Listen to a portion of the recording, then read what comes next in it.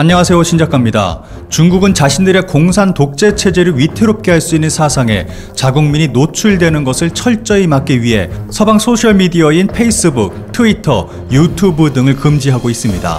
중국산 브라우저를 쓰면 인터넷 사용 기록이 모두 중국 공산당에 넘어갈 정도로 검열이 심한 중국에서 유튜브는 빌리빌리, 페이스북, 인스타, 트위터는 웨이보로 대체하며 자신들만의 인터넷 세상을 만들어 그 속에서 살아가고 있습니다. 심지어 2019년에는 네이버 카페와 블로그에 이어 포털 사이트 다음까지 차단에 논란이 됐습니다. 당시 한국 정부는 한국 사이트 차단에 대한 중국 측의 설명과 시정을 요구했지만 별다른 진전이 없었습니다. 하지만 중국인들이 아예 다른 나라 인터넷 서비스를 이용하지 못하는 것은 아닙니다.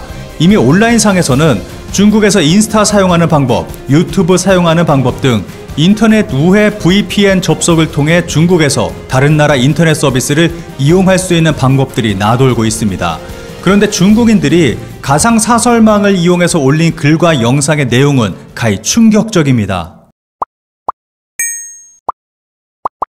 지난 1월 1,400만 명이라는 구독자를 보유한 월드클래스급 중국인 유튜버 리츠치는 자신의 유튜브 채널에 김장하는 모습의 영상을 올렸습니다. 그리고 중국 전통 요리, 중국 음식이라는 해시태그를 달았습니다. 이 영상은 업로드 하루 만에 조회수 230만 회가 넘었고 현재는 무려 1,100만 회라는 놀라운 조회수를 기록하고 있습니다. 또한 이 유튜버는 김장 영상 업로드 이후 구독자 수가 빠른 속도로 증가하게 되면서 구독자 수 1,410만 명을 돌파하게 됐고 유튜브 중국어 채널 구독자 부문 신기록을 세웠다고 밝혔습니다. 버젓이 역사 왜곡하고 있는 영상이 신기록까지 세우고 있는 것입니다. 하지만 이 영상을 시청한 중국인들의 반응은 굉장히 열광적입니다. 그리고 이 유튜버를 응원하는 만큼 한국을 향한 비난도 거세지고 있습니다. 한국인들은 한국 땅에서 인류 전체의 문명이 나왔다고 믿는 것 같다. 한국인들이 중국 문화를 도둑질했다. 중국의 아름다운 김장 문화를 널리 알려줘서 고마워 등의 충격적인 댓글이 이어지고 있습니다. 중국과 일본의 끊임없는 역사 왜곡과 괴롭힘에 최근에는 단군 할아버지가 부동산 사기 당하셨다라는 자조 섞인 유머가 유행할 정도입니다.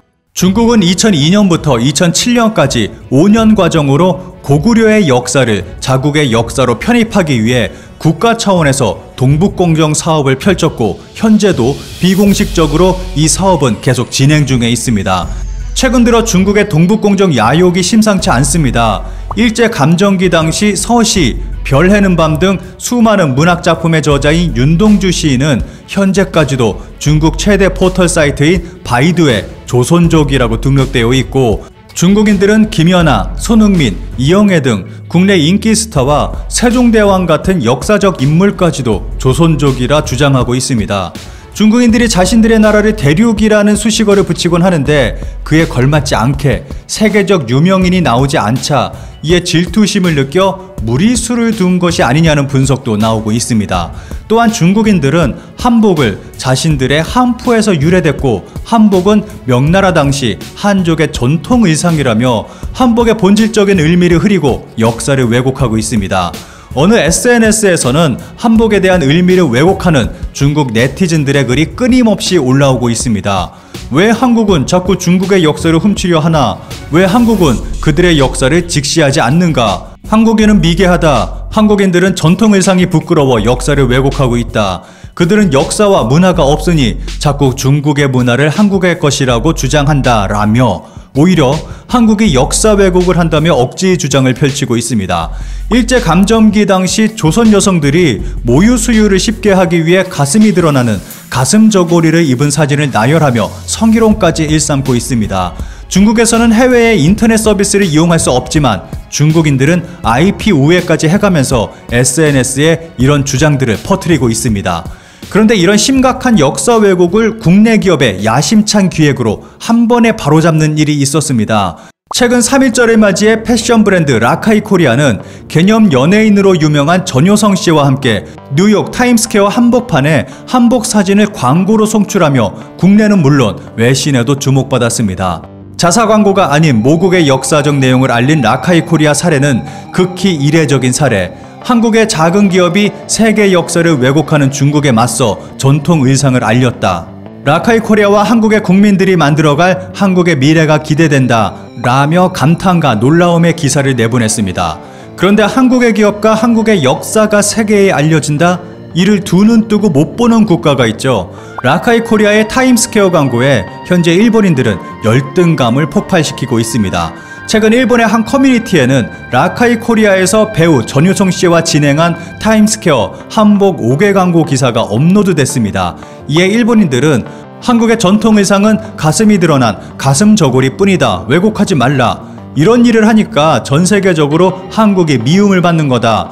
역사가 100년이 채 안 되니 한국인들은 좋아 보이는 모든 것들을 한국이 원조라 우긴다. 중국님, 한국을 혼내주세요 등 중국인을 겨냥하고 진행한 광고에 오히려 일본인들이 흥분하고 있습니다.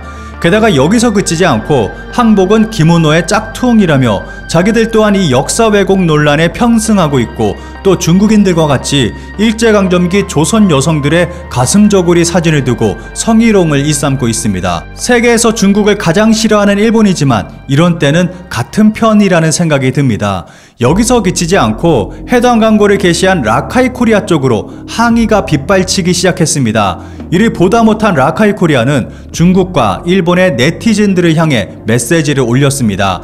최근 올라온 공식 홈페이지 공지사항에는 한복이 대한민국 고유의 전통 의상이라는 것은 한치의 의심조차 할 수 없는 절대 불변의 명제입니다. 하지만 이와 관련한 중국인들의 항의가 다수 인입되고 있는 것에 라카이 코리아는 다소 유감스러운 마음을 표하고 싶습니다. 라며 통탄스러운 심정을 숨기지 않았습니다. 라카이 코리아는 눈앞에 놓인 난간에 맞서기 위해 절대 멈추지 않을 것을 약속함과 동시에 수위를 넘는 역사 왜곡과 무자비한 악플들은 국제소송을 마다하지 않을 것을 강력히 경고했습니다. 이 공지사항은 친절하게 중국어, 일본어, 영어로 번역돼 게시됐고 국내 언론들을 통해서도 알려지고 있습니다. 라카이 코리아는 해당 공지사항을 업로드하는 것에서 그치지 않고 후원 상품들을 계속 출시해 이 항의에 맞대응하고 있습니다. 모든 제품들에 일제강점기 당시 독립운동가들의 역사가 빼곡히 새겨져 있습니다. 광복군 서명문 태극기, 이 태극기는 당시 독립운동가분들이 대한독립을 염원하며 새긴 태극기입니다. 당시의 설움과 희망, 간절함이 담겨 있습니다. 라카이 코리아는 이 태극기를 팔찌에 각인했습니다. 태극기를 형상화하는 네모난 펜던트 안에는 당시 태극기에 적힌 글귀가 고스란히 적혀 있습니다. 또한 라카이 코리아는 6.25 전쟁 참전국 16개 국가의 국기와 국가명을 각인한 팔찌에서 지금의 태극기가 탄생하기까지의 과정이 각인된 8.15 태극기 팔찌까지 역사를 기억하는 제품들을 출시하고 있습니다.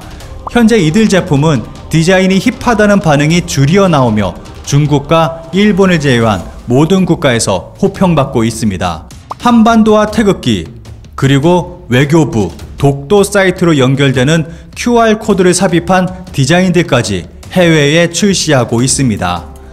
이렇게 라카이 코리아는 중국, 일본으로부터 숱한 비난을 받고 있음에도 불구하고 해당 국가의 시장까지 포기해가며 우리의 역사를 바로잡기 위해 노력하고 있습니다. 사실 기업의 존재 이유는 이윤 창출에 있습니다. 하지만 라카이 코리아는 얻을 수 있는 이윤을 과감히 포기하고 자신들의 제품에 역사적 아이덴티티를 녹여 제품을 출시하고 있습니다. 라카이 코리아의 이러한 행보는 해외에서도 긍정적인 반응을 불러일으키고 있습니다. 그런 만큼 우리도 라카이 코리아의 응원의 한마디 보내줄 때가 아닌가 싶습니다.